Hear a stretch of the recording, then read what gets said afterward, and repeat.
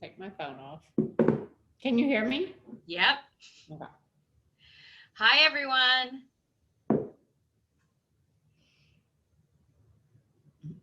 Hello, hello.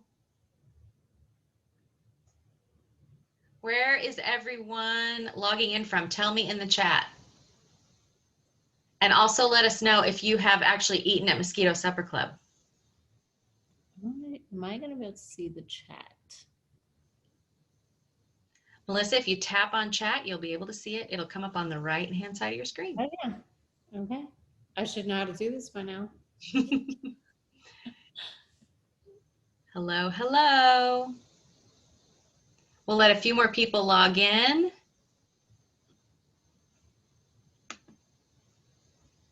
Coopville, Washington, fabulous. Bozeman, oh, and haven't eaten there, that's okay. Mm-hmm. We have another destination for when we can travel safely again. Mm-hmm.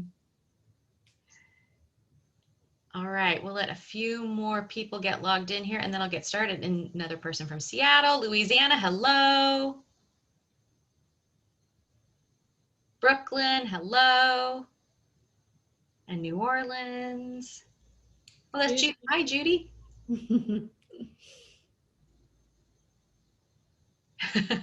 You know, it's hilarious. I've never met Judy. Judy, you and Melissa need to meet. One day. Judy says so sad. There we go. All right. I think we're going to go ahead and get started. More Seattle. All right. Thank you so much, everyone, for joining us tonight.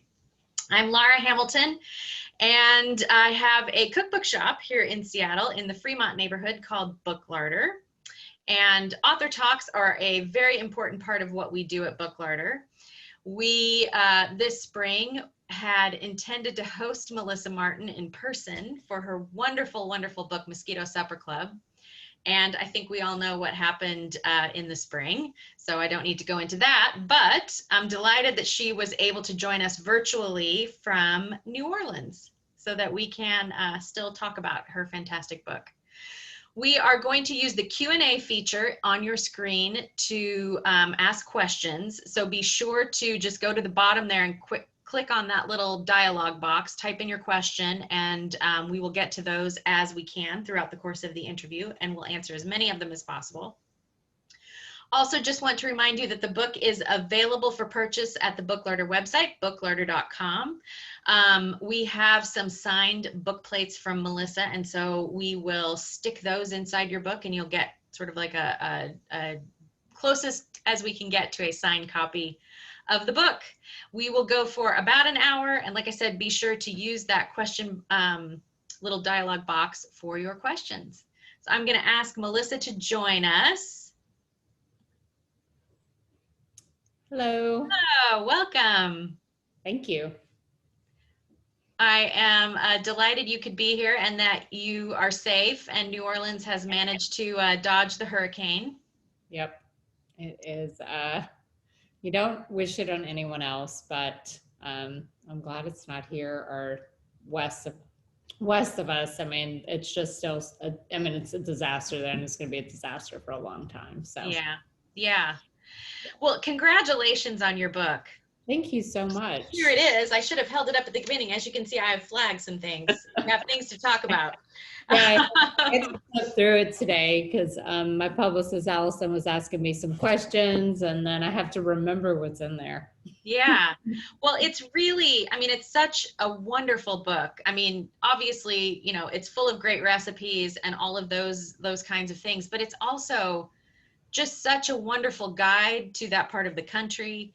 And I think just so beautifully brings in stories about the culture, the climate, the environment of the area, the economy. I mean, just all these sort of very rich stories that you wove through it. And I'm just curious, like when you thought about writing a cookbook, why was it important to you to sort of bring all of those other elements in? It seems like that just would have made it a lot harder than it needed to be necessarily. Yeah, well, I felt like I had been telling these stories at the restaurant, and I'm such a sustainable driven person.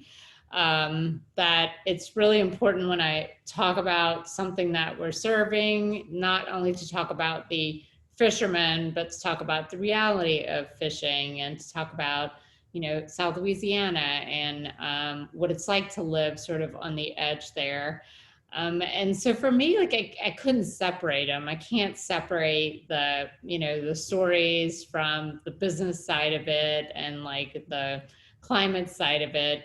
Um, we didn't want it to be a dark book, so I think we were really careful to sort of talk about the dark sides, but then really like switch over to like what is great, still great about being there. Mhm. But it was really just important for me to try to hit all angles if we could. Yeah.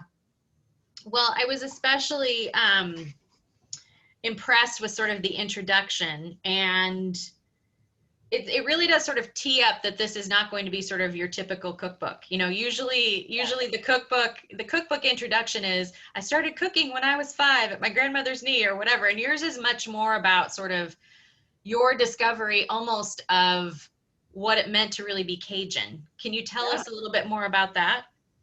Well, when you grow up in a place, like just like my friend who grew up in Napa, he's like, I take it all for granted, And so sometimes when you grow up in a place, you don't know how you're viewed from the outside world. And I grew up in this tiny fishing village, and it wasn't until I left that people would tell me, oh, you're Cajun, or they would comment about my accent, which is pretty much gone, now, or the way I would pronounce words and things like that. And then, the food that I would eat on a daily basis, obviously I wasn't eating that anymore. And I was starting to realize, how my childhood was different from other people from the way I grew up, that I'd grown up in this very, very small town. And then even later on, when I was cooking in California, people were like, you're so lucky you grew up in like a cuisine. And I was like, yeah, I guess. But it never really sort of like dawned on me until I guess in California, where I was like, okay, because I think California is still struggling with like, what is our cuisine? What is our cuisine? What's delicious? But, it's not like rooted the way, it's not old enough to be rooted the way Cajun food is, or Italian food, or, some other cuisines. Yeah. And so what would you say are the sort of distinguishing characteristics of Cajun cuisine? For me, it's seafood. So that is the thing that is indigenous to Louisiana, indigenous to South Louisiana. It's been there, before people were there. And so for me, it's the seafood, and then the vegetables that came mostly from other countries and was brought to the South that we then evolved and cooked with. Mm-hmm. But the And what seafood is the about, most oh, sorry. important thing. The seafood is just the most important thing. Yeah, yeah. Well, and I also noticed where you've got in the introduction also sort of the Cajun larder. Mm-hmm. And I mean, there are ingredients here that I don't think if you had sort of a more traditional European focused larder, so to speak, you would be so worried about having like salt pork and leaf lard and things like that. What would you say are sort of the really important ingredients in Cajun cuisine? Well, onions, bell peppers, celery, are the big ones. Salt, pepper, cayenne, bay leaves, salt pork, of course, hot sauce or some sort of peppers.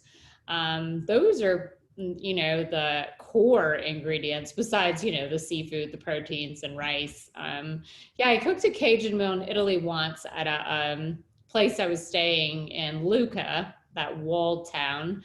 And they, when I brought in like the bell peppers and the celery and the parsley and green onions, they were like, we never knew what to do with this at the grocery store. So it was pretty funny, for me, because it's just like everyday ingredients. Yeah. A lot of people frown on bell peppers, but I love them, raw and cooked. They're one of my favorites. You're talking about green ones, I assume. Yeah, green bell peppers. Yeah. They kind of taste the same, all of them, but if you put the red bell peppers in, it changes like the way I want the food to look.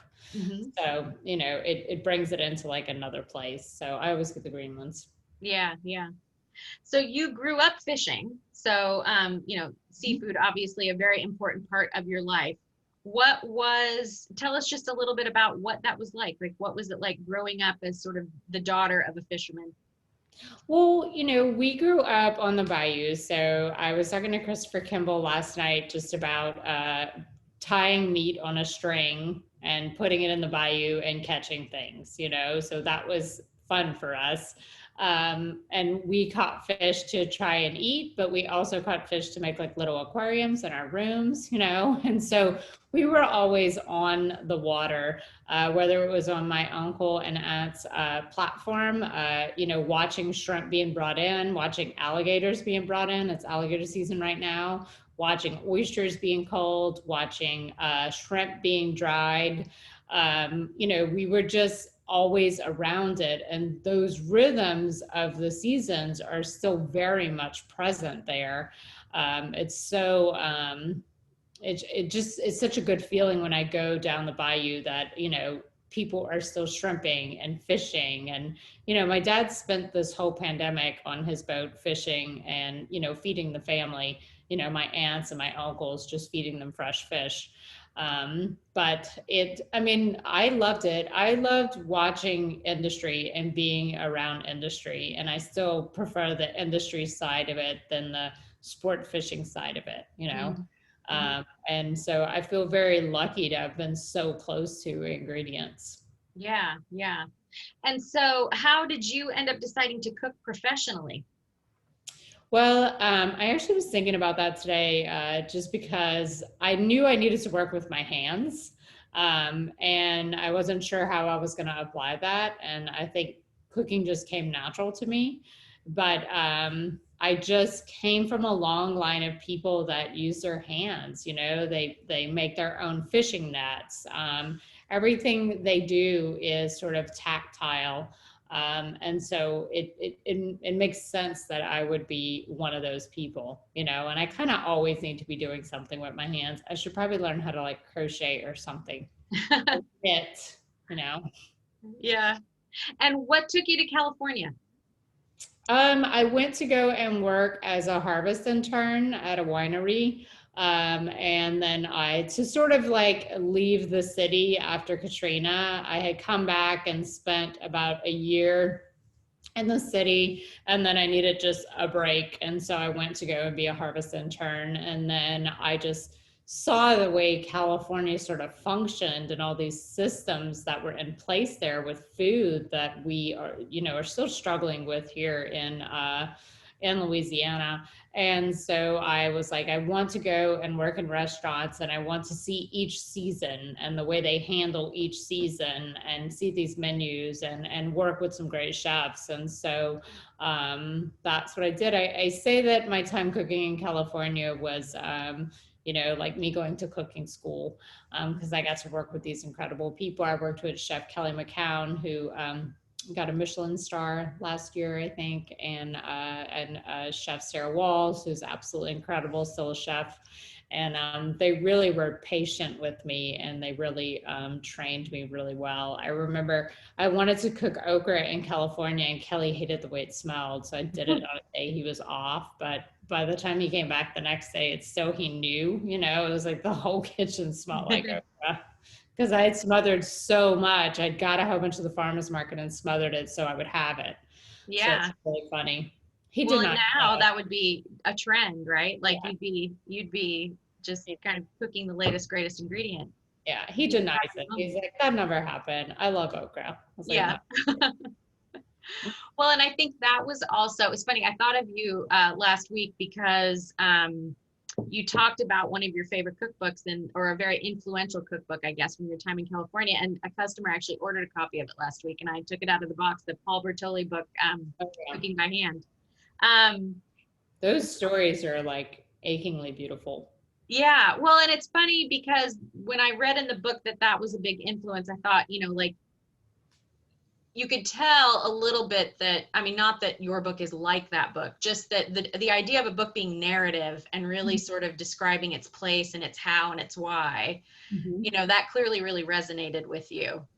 Yeah, the same way that Vittles did, um, Yeah. Ron Lundy's book. I think Yeah. the book sort of gave me permission to tell stories, and then you know, Judy trusted me to tell stories. My editor at Artisan, and I think it's a risk to take with a book, and I'm not like a celebrity chef or anything, so it's like we're gonna put out this book from this Cajun book, and I'm gonna tell all these stories, and maybe it could have been separate. Maybe those stories could have been a book of short stories about Cajun culture, but I really wanted them to all be together because the way we run the restaurant is that it is all mixed up. I mean, the Instagram is stories about what I love about Cajun food and Cajun life. And so it was apropos to have them all in there. And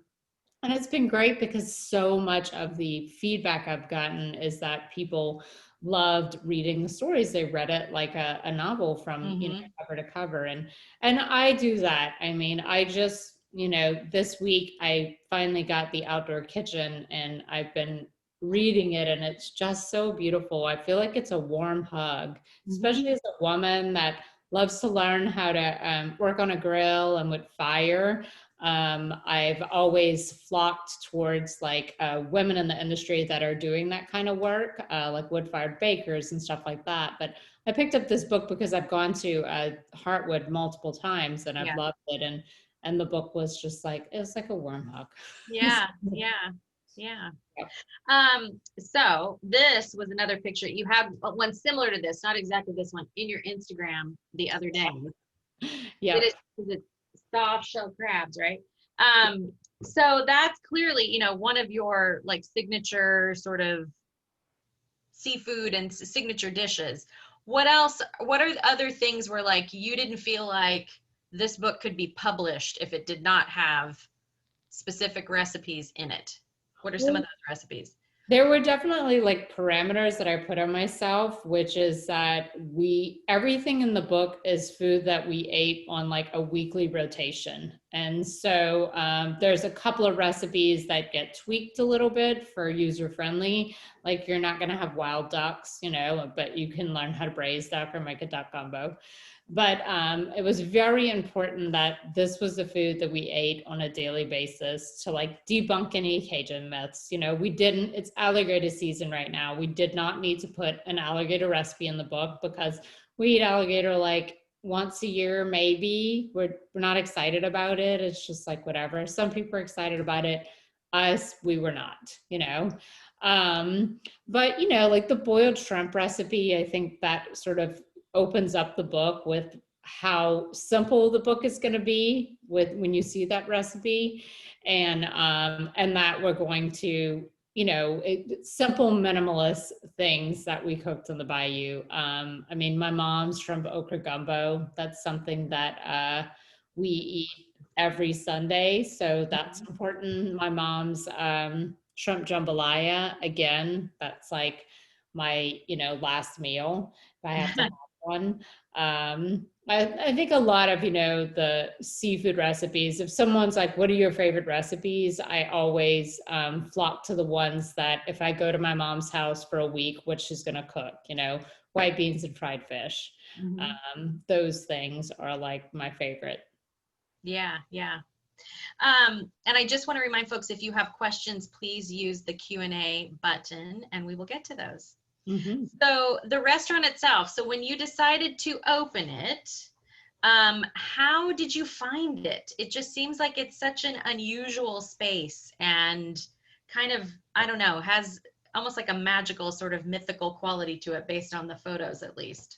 It does. It's actually my friend Sarah Vandendriesch, who is a winemaker at Elizabeth Spencer. It is her home that she bought before Hurricane Katrina.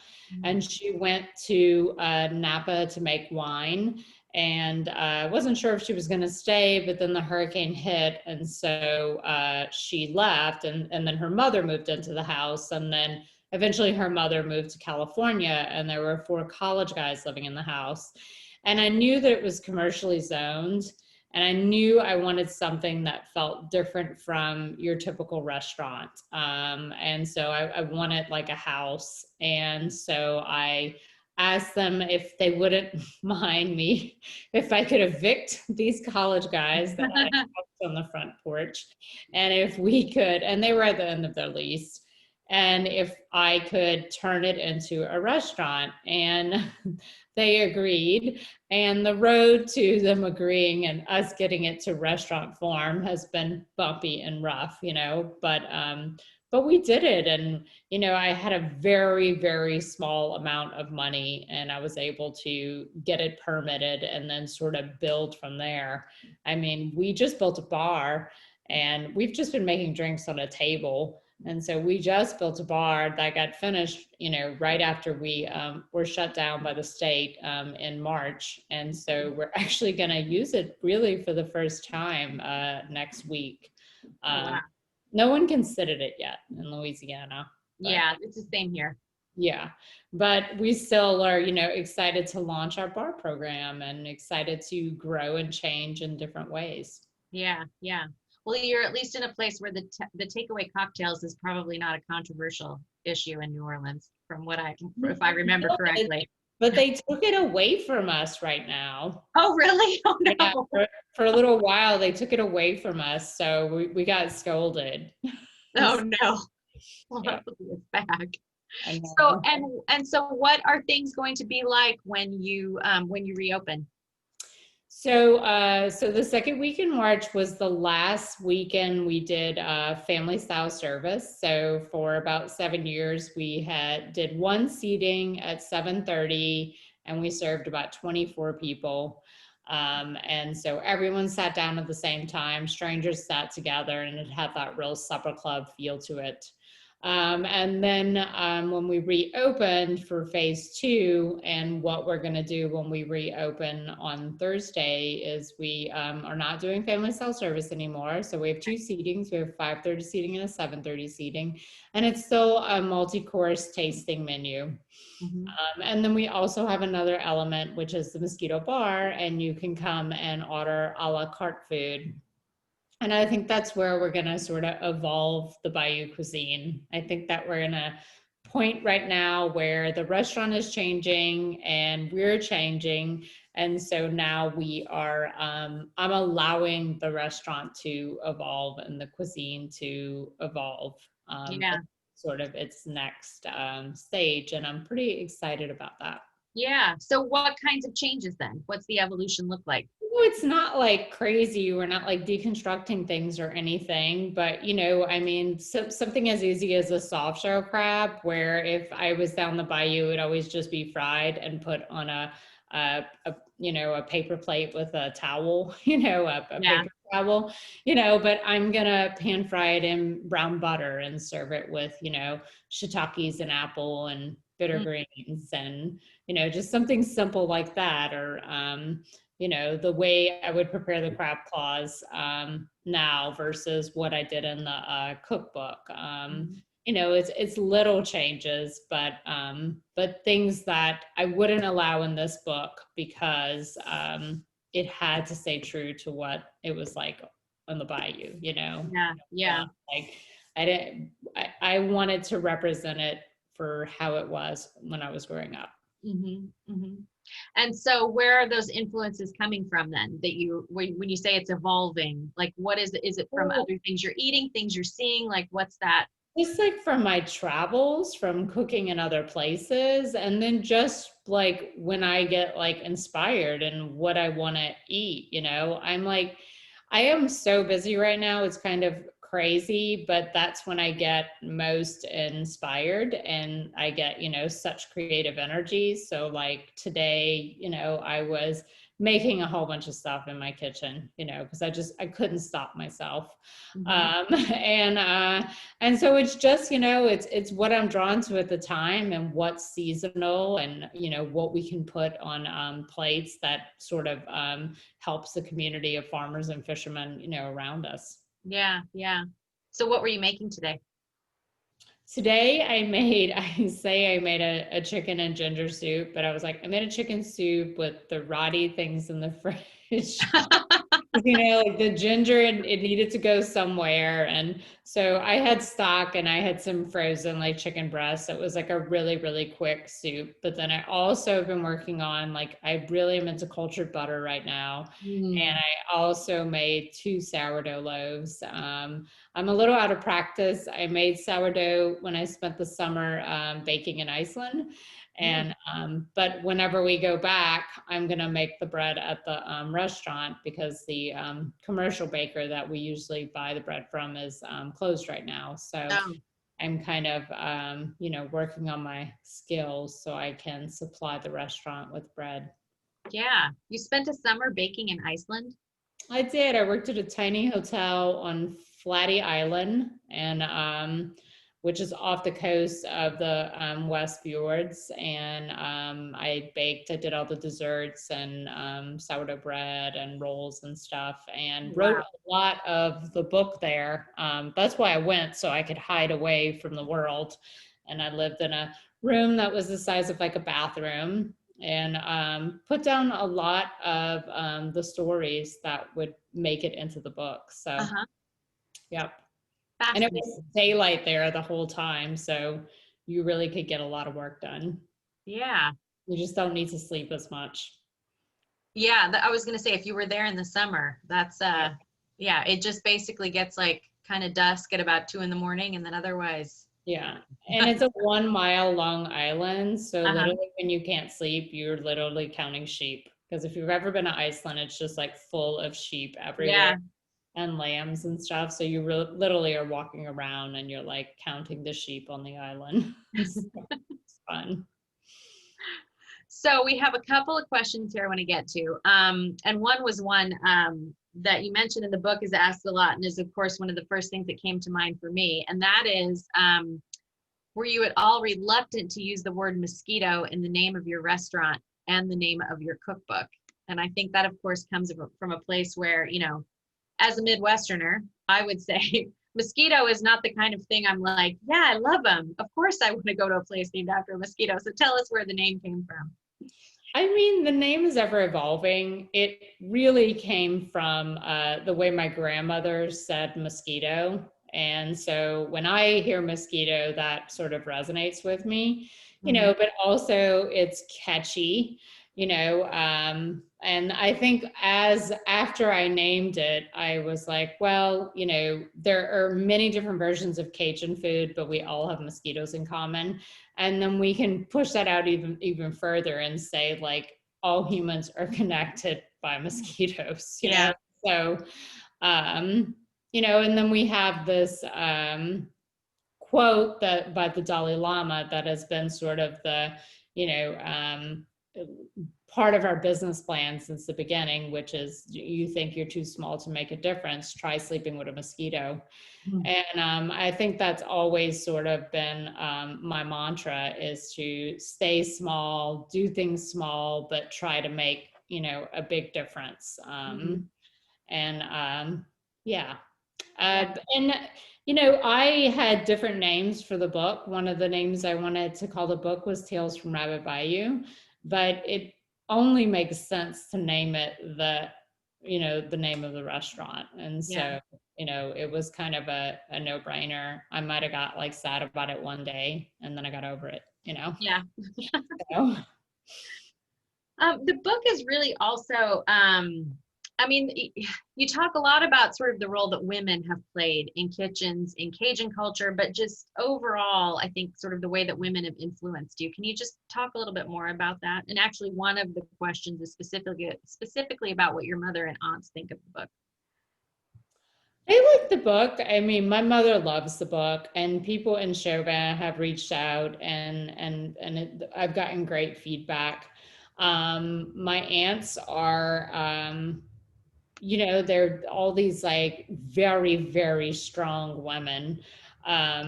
They, did many different jobs, but for me, they still cooked every single day and they still fed the family.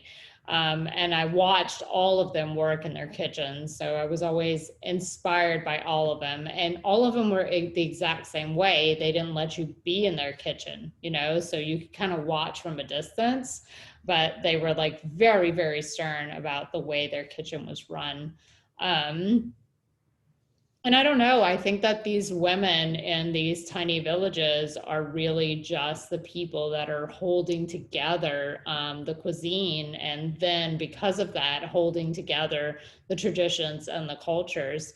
They're really like the cultural bearers for Cajun food.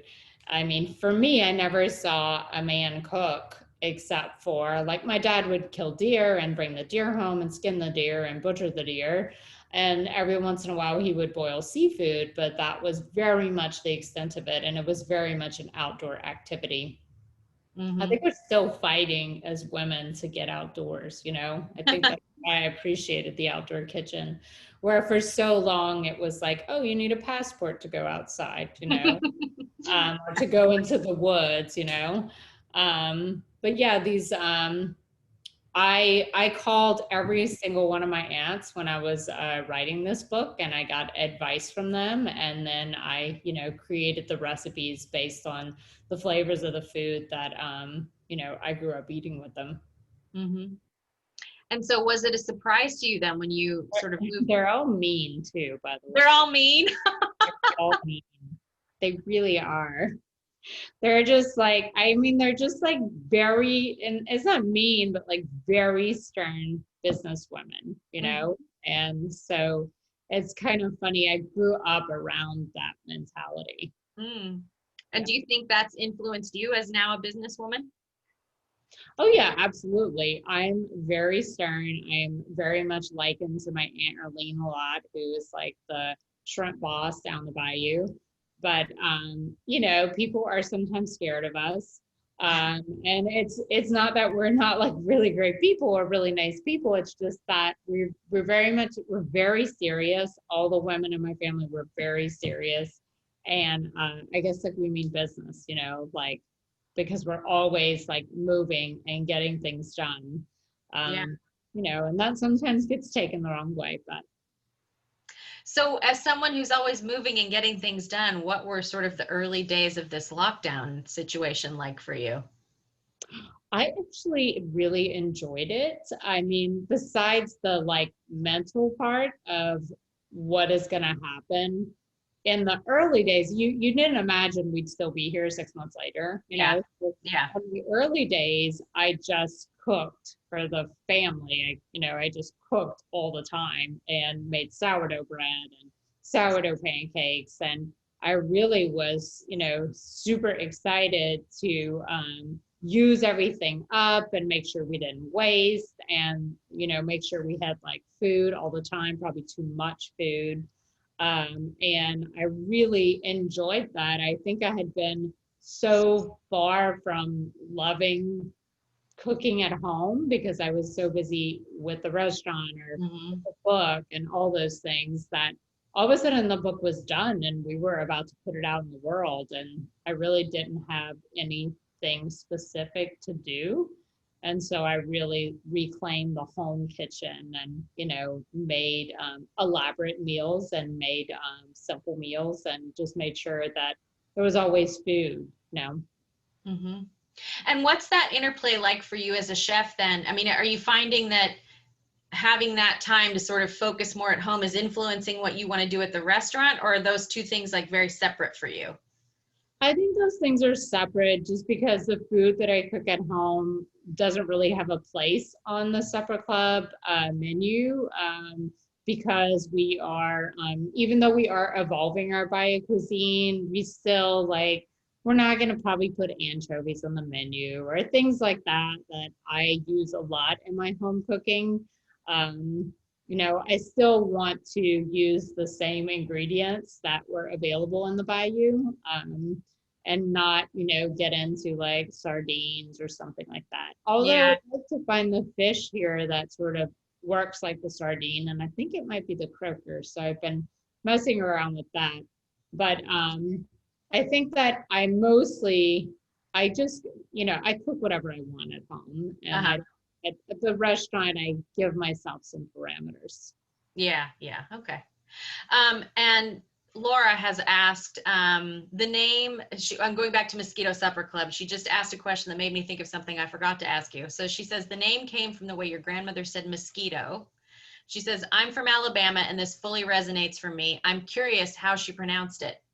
Well, I can't say it the way she said it. I mean, this is a woman that barely spoke English, but it was just like her drawl, like when she would say Maxine, mosquitoes.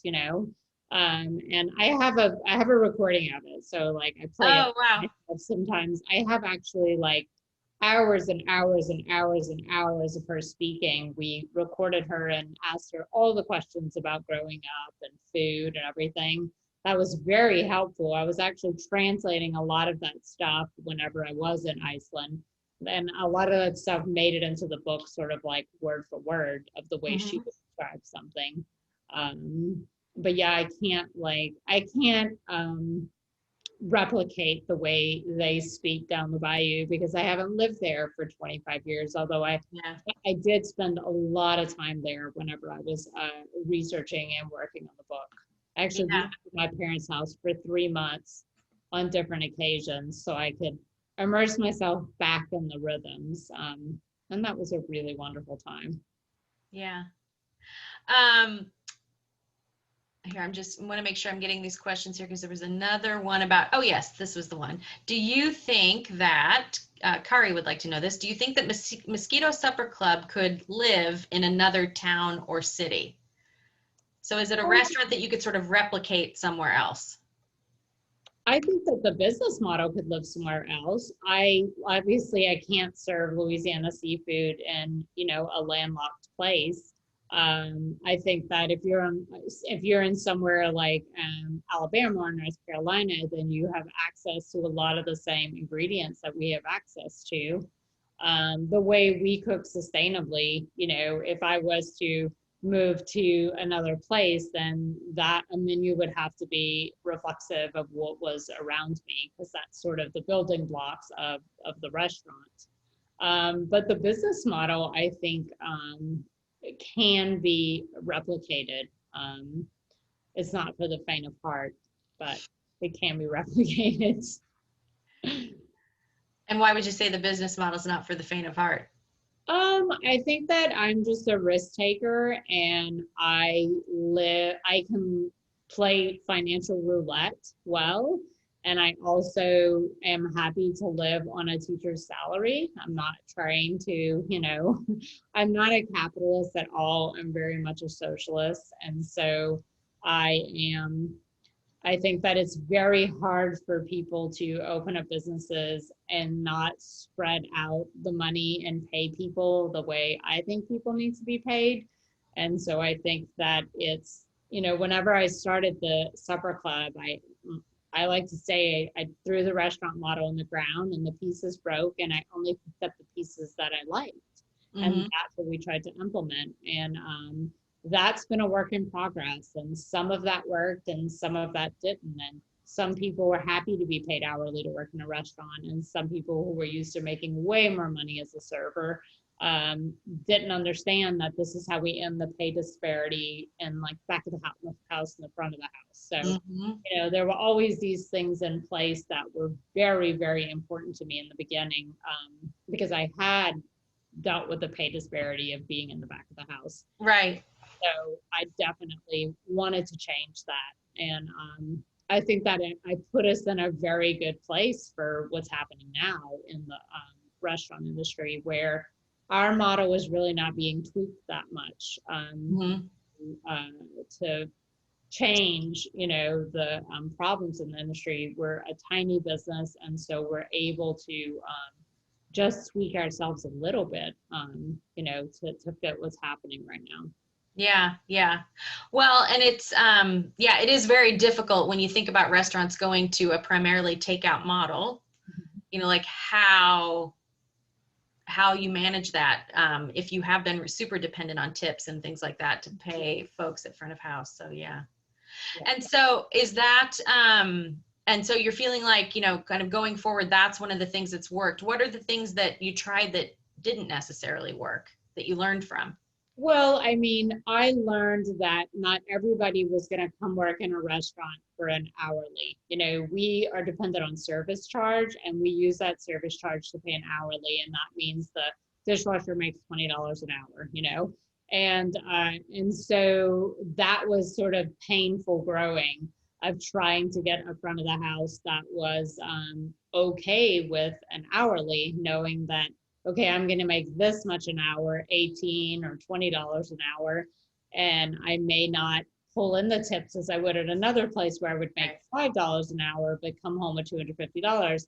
But because I'm making this means that the back of the house is also making, a living wage. And even with that said, like, that is still not enough for a single person to live. Like, we're not there yet even. So it's even, the next step is to try to figure out like how to even bring that number up so that, people can live. Because yes, if you have a partner and both you and your partner work, then it's a lot easier to work out. But if you're a single person, my sister's a teacher in New Orleans, like, she can't live, Yeah. like, you have to get a roommate, or, it's just really hard. Yeah. Yeah. Well, and you yourself were a single mother when you started working in restaurants.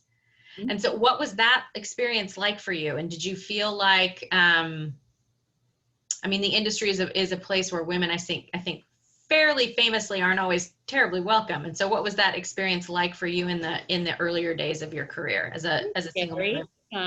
Yeah. Scary, but I think that being a single mom, I just remember I was making more money when I moved to California. I was making more hourly than I'd ever made in my life, but I was the poorest I'd ever been in my life because of the cost of living. And so I remember almost like clockwork, every time my check was about to come in, I would balance my checking account to put gas in the car to get to work so I could work. And I just like, I couldn't make ends meet because I had to get a sitter to watch my child every time I worked. And that cost like $50 a shift. And I was working at the Cajun, and I was making $12 an hour at that time. Yeah. And so it was like, it never worked, but I was really, really trying to learn. And when I went to work for Francis Ford Coppola's winery at Rubicon, I was able to sort of find some sort of balance because they did pay me $20 an hour. And actually, Francis Ford Coppola paid all of our insurance, and he paid my son's insurance. So I know not him personally, but the business. Yeah, the company, yes. And his name. It was actually really, really great working experience. Yeah. And did you take anything from that experience when you were sort of becoming a boss yourself?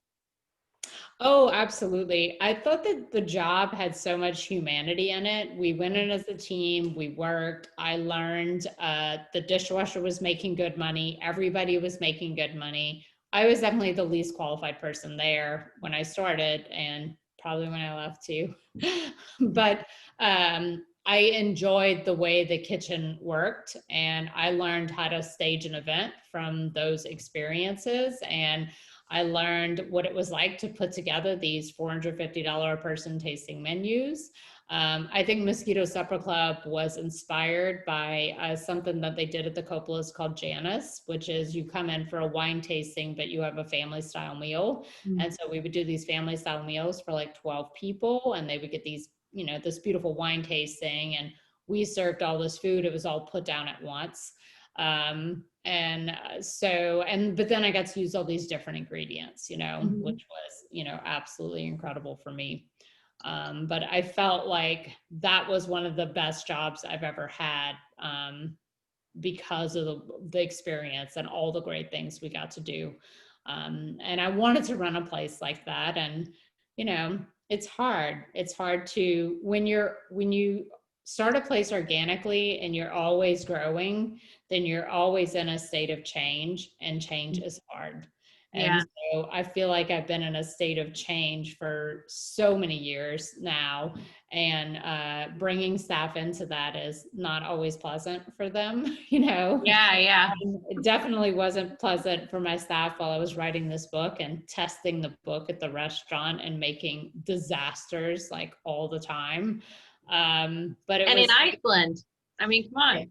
yeah, but it's like whenever, like, I'm not a big restaurant group. There's not 15 or 18 Right. people working on this book, and I've been on those sets. Um, it's just me and like Denny and like one other person. And then, you know, so we're such a small team that, you know, it's kind of like a disaster, a chicken with your head cut off year trying to make it happen. Yeah. So, Just one more reminder to folks, we've got about 15 minutes left. So if you have any questions, make sure you pop them in the Q&A and I'll get to the ones that are already there. But I also did just want to make sure we talked a little bit, Melissa, as you are sitting in New Orleans, you know, sort of close brush with the hurricane, and I'm sitting here in my smoke-filled environment in Seattle, to talk about the sort of impact that the climate crisis is having on our country and on the world. And I don't know, I'm getting a little frustrated personally with people saying like, oh, this is coming. And it's like, no, it's here. Actually, we're living it. yeah. I And mean, you, I think, had this very powerful graphic sort of up front in your book. And if people at home can see, the gray areas are basically, so this whole map is sort of what we all in elementary school learned to be Louisiana. And the gray, light blue areas are the parts of it that have effectively disappeared. we And call so that the sponge, that part.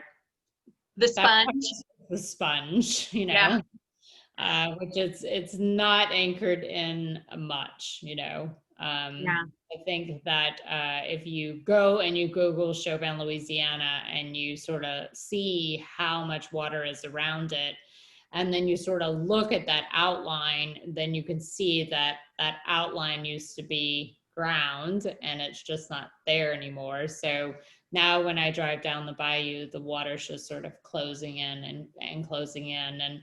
And yeah, I think that it's not like, oh, this is what our future is going to be. It's like, no, this has already happened and this is happening on a daily basis. I mean, even with air quality, they can see, what is it, in India, they can see like the mountains that they usually never could see before, or things like sea life swimming around in Venice. You know, I think that we're in a huge turning right now, and it's like for where I'm from, it's quite scary. Every time there's a hurricane in the Gulf, you're just, you know, I mean, we're just living the nightmare, you know, waiting to see where it's going to go, and then waiting to see what these, you know, these federal levies will do. A lot of the levies have not been tested, so we have no idea if they're going to hold. Or sometimes with the levee system, you don't know where the water's going to go. So yeah, the water might be held behind a levee, but it's going to have to go somewhere. And so in the instance a couple of years ago, it flooded a town that had never like been flooded before with water up to their roof. So, you know, it's a really big thing for, you know, climate change in places that are so low lying, like South Louisiana. And it's really sad because there's so much, it's not corporate yet, you know, there are still families fishing, there are still traditions and cultures. I mean, it's alligator season right now, and so everybody's showing their big alligators, you know, and there's all these competitions, and it's random, but where else in the world, you know? yeah, And I think that it's sad. And then I can't even imagine what it must be like to be on the West Coast right now. I mean, you know, I asked my partner, like, is your sister having PTSD? I mean, she lost her, you know, her house burned to the ground years ago. It is just scary. At least for us with a hurricane, we get some advance notice and you can leave. You don't know what you're coming back to, but you certainly can leave. Whereas with the fires, they just seem, it's just like a horror, a Yeah. horror movie. I can't imagine. Yeah, well, that's the thing. I keep complaining about the smoke, but the smoke is a result of people losing their real livelihood and sometimes their lives. So I can't even imagine I that. hope the So firemen get paid well there. yeah, yeah. And I think if anybody is questioning sort of what the impact of all of that is, take a look at Melissa's essay, The Time for Reclamation, because it's really beautifully written. And I think really tells the story of sort of the way that individuals and sort of ways of life are disappearing because of this. So take a look at that. And thank you, Melissa, for bringing so much of that into your book. I'm going to take a little more look at the Q&A here. And excuse me while I try to click. There we go. Stephanie would like to know, completely shifting a little here, what is your favorite wild duck recipe? Oh, favorite wild duck for the recipes, excuse me. Well, it's a lot of just like mallards. They call them greenheads down the bayou, or poodoos, or, teals, ducks like that, that are used down the bayou. Wood ducks. As far as the ingredients go, that kind of ties to this next question from Paige, who says that she ate at Mosquito and had the best meal there several years ago. She would like to know if your book publisher pushed back about using specific ingredients and regionally focused recipes, and how did you advocate for your vision when you were negotiating the book deal and the edits? Well, I made it very clear that I didn't want it to be a typical cookbook, that like the inspirations, what my inspirations were and how I wanted to have narrative in it. The publisher never pushed back on any recipes or anything. I mean, they're not Cajun people, so they wouldn't even know what the food is supposed to be. I think that there was a moment where we were going to include a king cake recipe, and I decided that I didn't want to put it in there because it's so flashy, but it's not important to me and how I grew up. And I didn't want there to be press that sort of grabbed onto this king cake idea and Mardi Gras. We actually don't mention Mardi Gras in the book, I don't think. Maybe we mentioned it a couple of times and we mentioned king cake, but there was a whole piece about Mardi Gras and a king cake recipe and, pictures and stuff like that. And maybe that is for another book. But I wanted to make sure that, the central food got the most, the simple recipes, the minimalist stuff that my mom cooked, that was so important to me. And it really didn't take long. I explained how I felt about it, and then that was just that. I have an artisan as an incredible publisher, and I had an incredible editor, and they really just let me and the photographer kind of do what we want. So, and I kind of was like, isn't there, you make all these books, isn't there like a form, like a computer something? A template? Yeah. Yeah, a template like anything. And, I certainly learned a great deal in the process. I tried to write a recipe the other day. I sat down to start writing a recipe and I was like, I don't even know how it did this, And so it's a difficult process, but yeah, no, the publisher was absolutely incredible, and they saw the vision, they let me run with it, and then Judy was able to put it together in cookbook form. Yeah, and she says she only put up a small fight about the king cake down there in the chat. Robert, referring back to the earlier question about cooking by hand, would like to know if you have ever met Paul Bertoli. No, I haven't. And I actually don't know that much about him other than, he was one of Alice Waters' chefs. And, that book just really resonated me, just like, novels, nonfiction, whatever, you get a book at the right time in your life and it sort of changes the way you think. And I think, for in food, cooking by hand, victuals, definitely, Buddhism is true, you know. Mhm. My friend handed that book to me at the right time in my life, and that sort of set me on a path to meditation. So that was really great. Yeah. So you have a Mhm. daily practice then? Is that your? I do have a daily practice, and I can tell you that every single day that I was working on this book, I meditated. Yeah. So, and that was like the only way to start the day, was to get up and meditate for about 40 minutes and then sit down. Everyone's like, well, Yeah. how do you write? Well, you just sit down and do it. And someday, Yeah. someday You have a you like, deadline and you have to meet it. some day you get a whole bunch done and some days you don't. But what I did learn, which was really important, is that I can't run a restaurant and be the chef while I'm writing a book. Mm. I had to step out of the kitchen, which was the first time I'd ever stepped out of the kitchen since I opened the restaurant. So I had to train someone to do my job. Yeah. And I had an amazing sous chef who stepped in and allowed me to just leave for a month and go and be at my parents' house and tell my friends, do not call me from 8 to 4 so I could try to, make it happen. And Yeah. that's got most of the work done. Yeah. Um, Casey would like to know if you are an Aquarius. I am an Aries. So is Judy. Fire nice. And then Renee has been, I think I saw you say that you wish you had been able to go sit at the Walrus Bar. Oh, yeah. Yeah.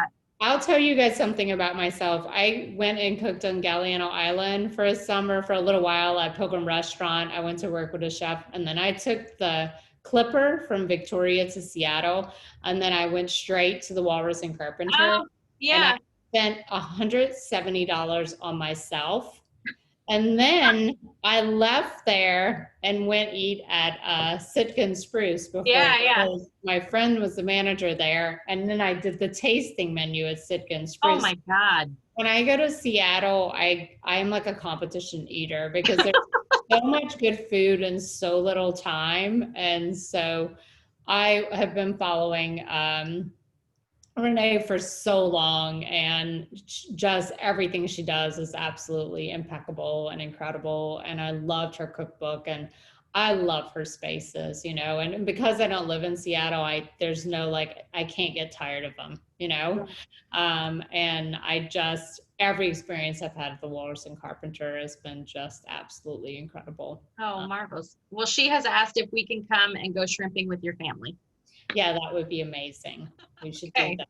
So we'll plan that immediately then. Melissa, thank you so much.